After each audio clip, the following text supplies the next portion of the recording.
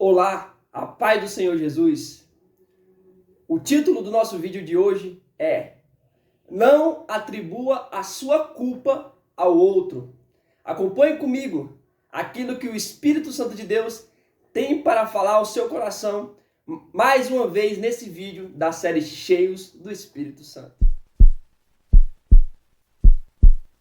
Eu já queria compartilhar uma palavra com vocês que se encontra no livro de 2 Reis, capítulo de número 6, do versículo 24 ao 31, que nos diz assim: cerco e fome em Samaria.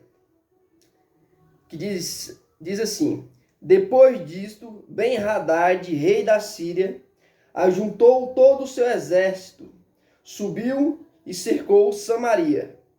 Houve grande fome em Samaria, porque a cercaram até que se vendeu a cabeça de um jumento por 80 ciclos de prata, e a quarta parte de um cabo de cebola selvagem por 5 ciclos de prata. Passando o rei de Israel pelo muro, uma mulher lhe clamou: ajuda-me, ó rei meu senhor. Respondeu o rei: se o Senhor não te ajudar, quem sou eu para te ajudar? Da eira ou do lagar? Disse-lhe mais o rei: que tens? Respondeu ela: esta mulher me disse: dá cá o teu filho para que hoje o comamos, e amanhã comeremos o meu filho. Então cozinhamos o meu filho e comemos. Mas dizendo-lhe eu no dia seguinte: dá cá o teu filho para que o comamos, ela o escondeu. Ouvindo o rei as palavras dessa mulher, rasgou as suas vestes. Enquanto ia passando pelo muro, o povo olhou e viu que trazia pano de saco por dentro, sobre o corpo. Disse o rei: assim me castigue Deus severamente, se a cabeça de Eliseu, filho de Safate, lhe ficar hoje sobre os ombros. É uma palavra curta, pequena, que tem muito para nos ensinar, dura também, muito dura, e muitas pessoas, nem querem ouvir. Quando vem um castigo, quando vem uma correção da parte de Deus, muitos tampam os seus ouvidos. Mas é necessário, nós sabemos que é o pai que ama o filho, ele corrige o seu filho. E bem-aventurado o filho que aceita a correção do seu pai. Imagine uma criança querendo enfiar um objeto metálico numa tomada, e o pai vai lá, adverte a criança, porque ele sabe as consequências. A criança ela não tem a noção do que pode causar aquele fato, mas o pai sabe que se ali ela conectar esse ferro dentro da tomada, a criança vai levar um choque. E assim é Deus.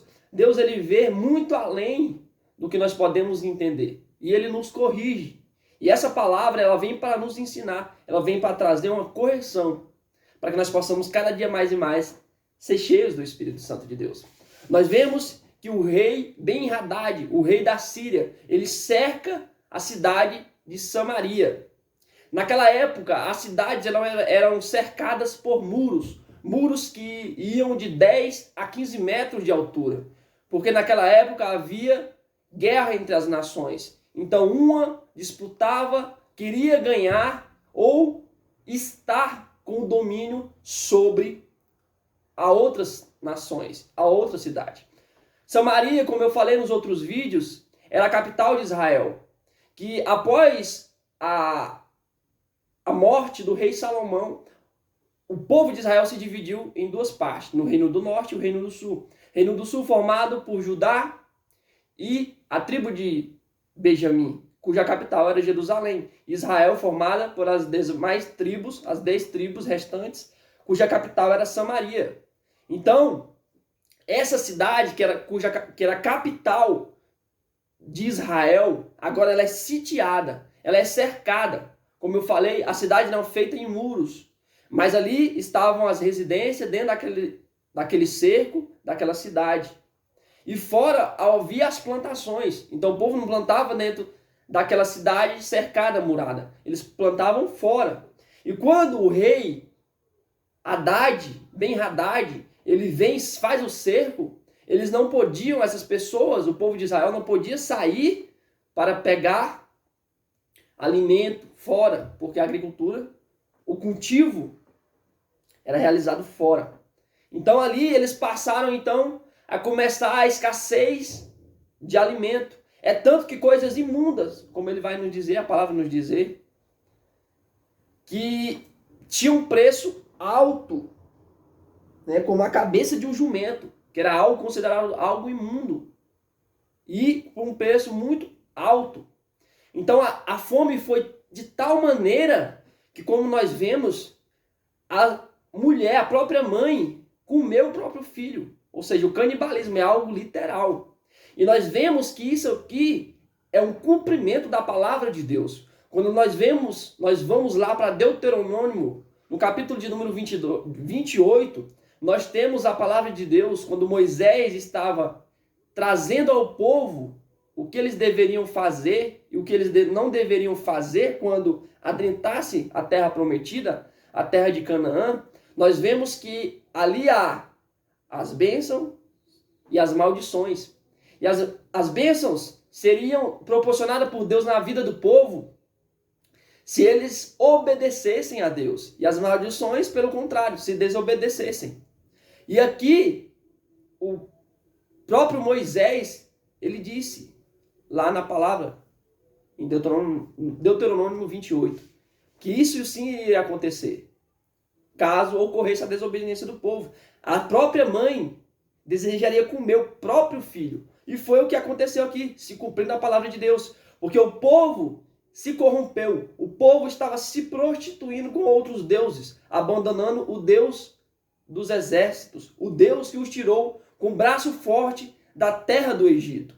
E aqui nós vemos cumprir essa palavra de Deus sobre a vida desse povo. Que uma situação tão extrema da própria mãe comer o próprio filho, se cumprindo aqui. Infelizmente, existe sim consequências para aqueles que desobedecem à palavra de Deus, seja no agora, seja no futuro, seja no tempo presente, seja no tempo futuro, próximo ou distante. Há consequência para tudo que nós fazemos nessa vida. E aqui o povo de Israel, ele estava então idolatrando o Deus Baal, que era o Deus cananita, Deus do povo fenício. Então, como eu já falei algumas vezes em alguns vídeos aqui, o culto de adoração a esse Deus, que era o Deus considerado Deus da fertilidade, Deus da chuva, era coisas extremamente imorais. Ou seja, pessoas tinham relações sexuais diante de todo o povo. Essa era a adoração ao Deus Baal. Então, o povo, em vez de adorar o Deus Todo-Poderoso que os tirou da terra do Egito, que deveria sim andar em santidade, eles preferiram então adorar esse Deus. Por quê? Porque ali eles estariam alimentando a sua carne, o desejo que o ser humano, na sua natureza adâmica, pecaminosa, tem. Então eles abandonaram o Deus Criador dos céus e da terra. Isso aqui foi a consequência de tudo o que eles praticaram. Então, o que eu quero trazer, que o Espírito Santo de Deus colocou no meu coração nessa palavra, que Deus falou no meu coração: não atribua a sua culpa ao outro. Nós vemos que quando essa mulher apresenta a situação para o rei de Israel, que provavelmente era o rei Jorão, ele rasga suas vestes. E ali a Bíblia vai nos dizer, como nós acabamos de ler, que ele tinha pano de saco por dentro.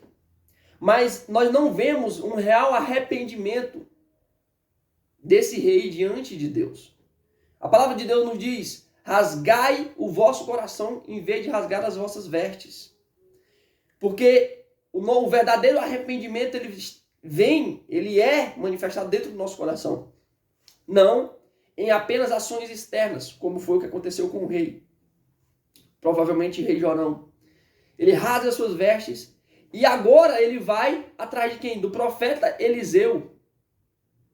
Que me façam Deus se eu não tirar a cabeça do profeta Eliseu.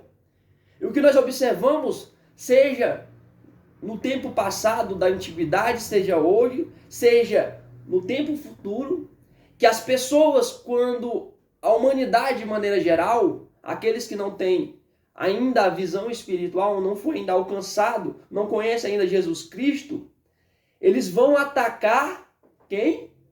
Os servos de Deus. E ele vai então atrás de quem? Do profeta Eliseu. Porque segundo a sua concepção pecaminosa, foi Eliseu o causador disso. Sendo que o causador de tudo isso era o próprio rei, por causa de permitir a idolatria, e do povo. O que estava acontecendo, essa crise severa, era consequência do pecado do povo. Então ele agora vai atrás do profeta Eliseu. E o que nós aprendemos? Muitas pessoas, nós seres humanos, como pecadores, com a natureza adâmica, nós temos a tendência de atribuir o outro a nossa culpa.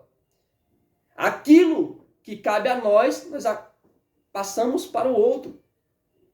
Se você talvez, se nós não conseguimos talvez alcançar tal objetivo, talvez não ser bem sucedido na vida, nós queremos atribuir ao outro essa culpa. Ah, é culpa do presidente. Ah, é culpa dos meus pais que não me proporcionaram uma educação que eu pudesse alcançar esse objetivo. Ah, a culpa é do meu patrão. Ah, a culpa é do meu pastor. Ah, eu estou morto espiritualmente porque o meu pastor ele não traz a palavra do jeito que me agrada. Mas, na verdade, o que nós devemos fazer é uma autoanálise da nossa situação. Nós queremos sempre atribuir o erro ao outro, a culpa ao outro do nosso problema, da nossa situação de sequidão espiritual, da nossa situação de miséria ao outro. Sendo que, na verdade, nós devemos pensar o que nós precisamos fazer para sair dessa situação. Uma situação, por exemplo, de uma pessoa que está morta espiritualmente. Será que eu morto espiritualmente? Será que eu estou fazendo por onde sair dessa situação? Será que eu estou lendo a Bíblia? Será que eu estou orando?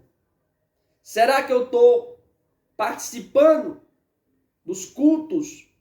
Não, isso não é apenas... Participar do culto não significa que você está em comunhão com Deus. Mas o Espírito Santo, que arde em nosso coração, ele nos faz sim querer cada dia mais e mais estar presente na presença de Deus.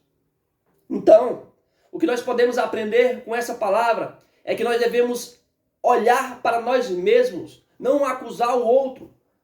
A humanidade, se acontece algo como nós estamos vivendo, cadê o Deus de vocês que permite toda essa maldade? Mas tudo é consequência de algo que nós praticamos. Nós devemos sim olhar para nós mesmos. Isso está acontecendo por quê? O que eu fiz de errado?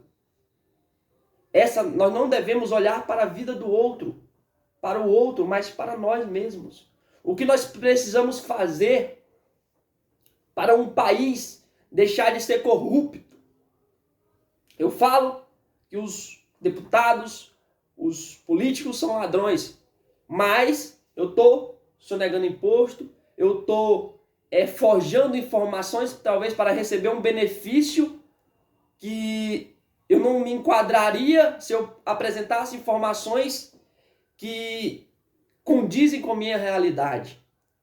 Então cabe nós analisarmos a nossa vida para que nós possamos sim estar no centro da vontade de Deus e alcançar as bênçãos de Deus, não por apenas querer algo de Deus em troca, mas porque nós amamos o Deus Criador dos céus e da terra. Nós amamos aquele que deu sua vida por nós, aquele que nos comprou com o seu sangue puro e carmesim, por querer ter a intimidade com Deus, ter um relacionamento verdadeiro com Deus.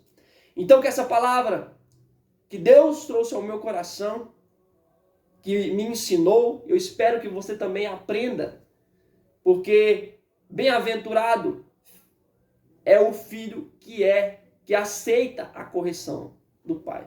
Que a graça e o amor do nosso Senhor Jesus Cristo seja com todos nós. Amém.